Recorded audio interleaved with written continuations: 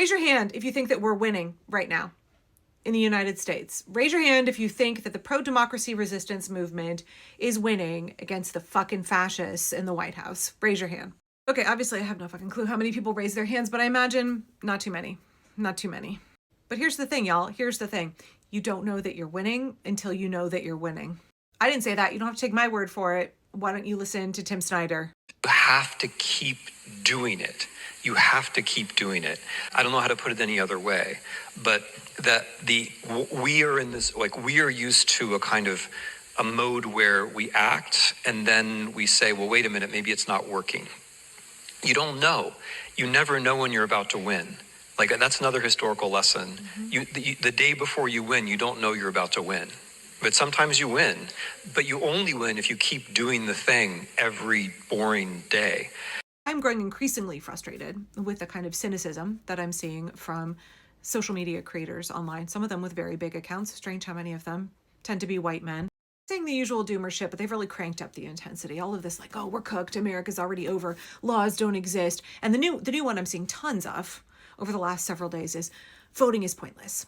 Don't bother voting. There's no reason, it's too late. Electoralism will never solve this, and it's just hopeless. Everything's cooked. Whatever. Doesn't matter what we do. Our politicians are corrupt. You're not wrong that there are corrupt politicians in both parties, but you are wrong in saying that it doesn't matter what we do, because actually it matters very much what we do. And this behavior that I see from these kind of defeatist, cynical, jaded people online is, one, they're obviously giving themselves permission to lay down and to comply with the regime. They're giving themselves permission to not have to fight, to not have to sacrifice. But a second level of this is, well, we could argue about who motivates them to make those claims. Who benefits? I'm always asking, who benefits from this messaging, from this framing? Who is advantaged by having us become cynical and believe that voting doesn't matter?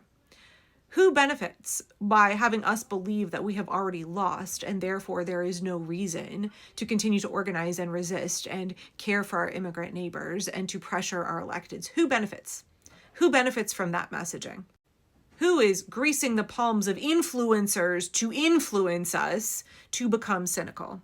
When we are in the thick of it, we cannot see the forest for the trees. That's very normal. We don't know what's going to happen next. The future is not yet written. And I understand that can be scary. There's a lot of comfort in believing that the future is already known, because then you can abdicate your responsibility to help shape the future. And you have to recognize that the future is open. Like, the other side will tell you, they'll try to, the whole despair thing, they'll try to make you feel like it's inevitable that they're going to win. They try to make you feel that way, that there's only one future and it's their future. And that's certainly something that history does not approve of. These things are very unpredictable. What actually happens in the US is not going to be what they think. It's probably not going to be what anybody thinks, right? It's much more wide open than we understand. And that's maybe the ultimate historical lesson, that the horizon of possibilities is much broader than we see. And because it's broader than we see, we can't take the easy out of being depressed or despairing.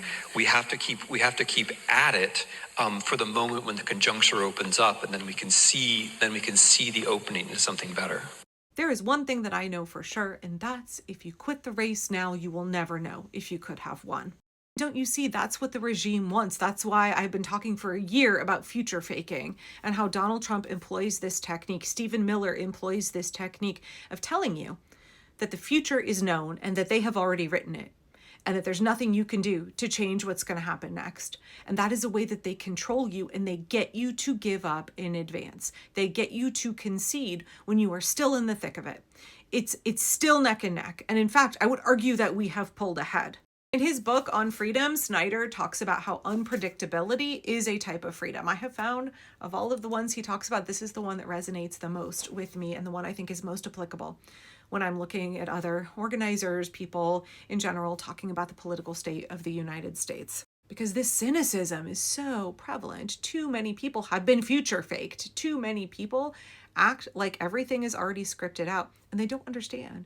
They don't understand that they are abdicating one of their freedoms. They are handing over one of their freedoms, which is the truth that the future is not yet written. The future is entirely unpredictable. We do not know what will happen next.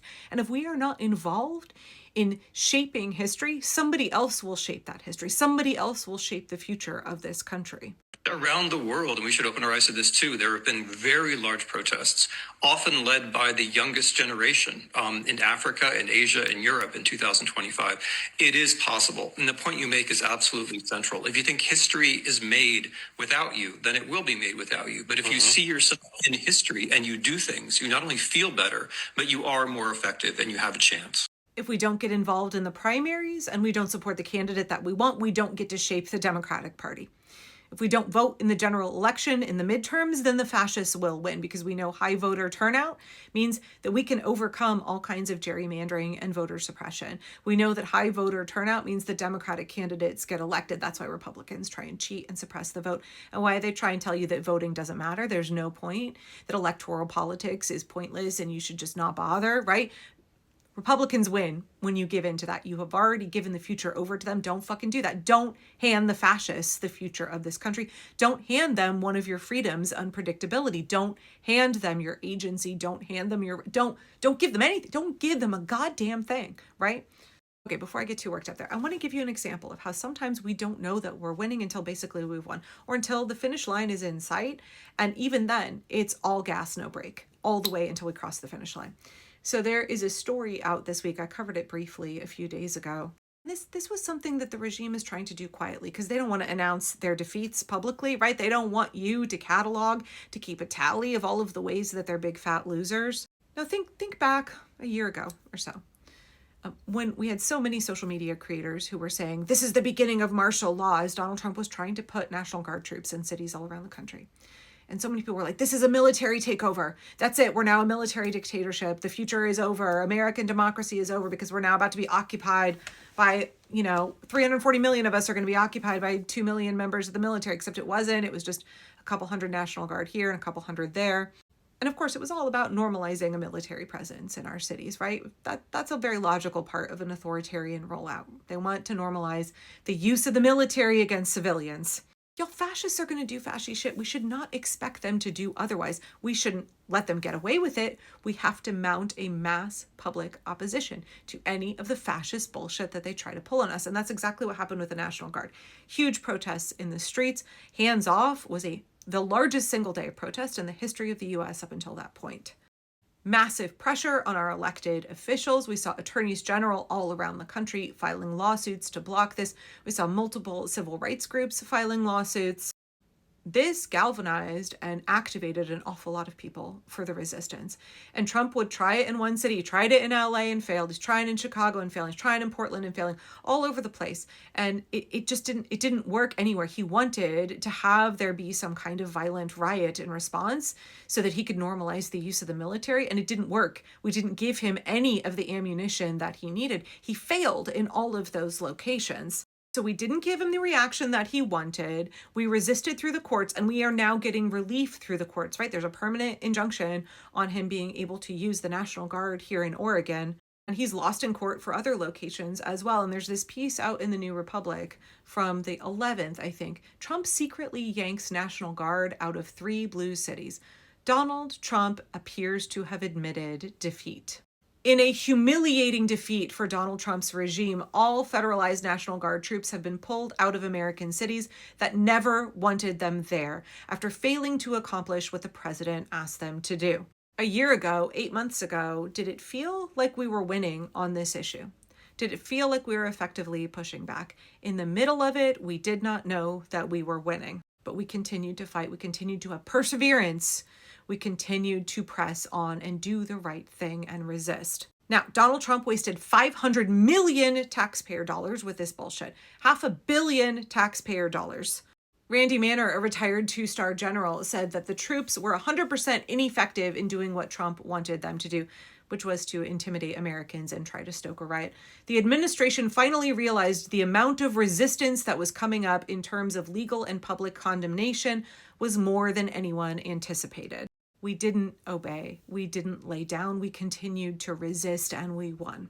How you defeat a would-be authoritarian is mass, sustained public opposition. That is how we win.